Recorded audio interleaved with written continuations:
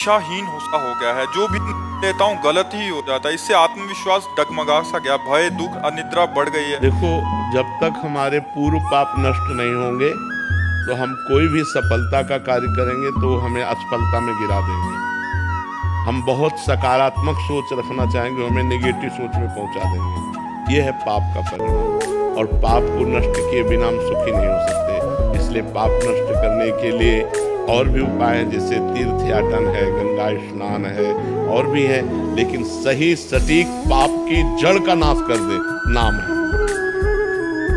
नाम संकीर्तनम यस्य सर्व पाप प्रणाशन। आधा घंटा नाम कीर्तन करो जोर जोर से, और चलते फिरते नाम जप करो, देखो सब पॉजिटिव हो जाए। आधा घंटा कोई नाम कीर्तन करो, जो नाम प्रिय हो आपको, हरे कृष्ण श्री राम जय जय, जो भी राधा राधा राधा, खूब जोर जोर से भगवान नाम कीर्तन करो और चलते फिरते नाम जप करो। फिर देख लो आप उसका परिणाम, फिर आप खुद अनुभव करें। लेकिन लंबे समय तक 2-4 दिन किया फिर पाप कर लिया, फिर 2-4 दिन किया पाप किया, वो बात नहीं है। पाप आचरण रोक करके लंबे समय तक करो तो तुम्हारे पाप नष्ट हो जाएंगे, सफलता हाथ लग जाएगी। सबको सफलता क्यों नहीं प्राप्त होती, सबको सुख प्राप्त क्यों नहीं होता, लेकिन सब लोग सुख के लिए ही कार्य करते हैं और दुख क्यों प्राप्त होता है? उसका कारण पाप है। हम पाप कर्म वर्तमान में भी करते हैं, और जो भूत में पाप कर्म किए हैं वो परिणाम में आ रहे हैं। इसलिए हम असफल हो रहे हैं, दुखी हो रहे हैं, चिंतित हो रहे हैं। नाम जप करो, बहुत आनंद प्राप्त होगा, बहुत आनंद। हम कह रहे हैं लोक परलोक के सब सुख आपको प्राप्त हो जाएंगे। आप डट के नाम जप तो करो। जैसे लोग कहते हैं कि नाम जप करने से क्या खाना मिल जाएगा, तुम खाना की बात क्या करते हो? अगर भगवान का नाम जप करो तो लोक परलोक सब जगह सुख प्राप्त होता है।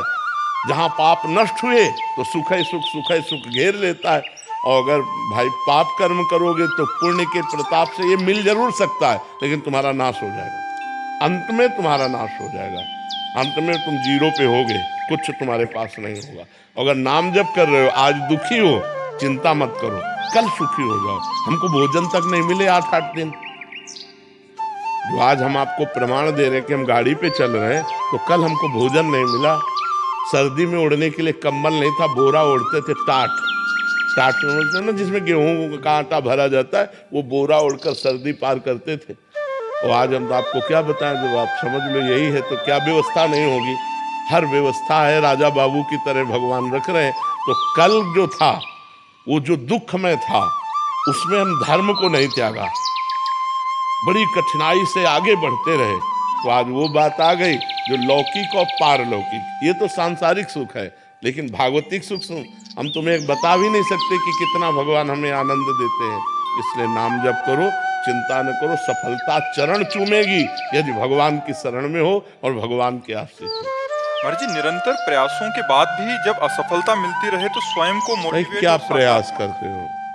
लौकिक ही प्रयास तो करते हो ना, अपने पूर्व पाप के नष्ट करने का प्रयास तो नहीं करते कि आप कोई अनुष्ठान कर रहे हैं, आप भजन कर रहे हैं, आप परोपकार कर रहे हैं, आप तीर्थयाटन कर रहे हैं पवित्र भाव से, ये तो सब कुछ है नहीं। तो पूर्व में जो पाप कर्म किया है, अब जो आप सफलता के लिए प्रयास करते हैं, वो आपको असफल कर देता है, गिरा देता है। तो आपका प्रयास कोई आध्यात्मिक है क्या? तो फिर बिना आध्यात्मिक प्रयास के आप कैसे विजय प्राप्त कर सकते हैं? जो हमने पूर्व में पाप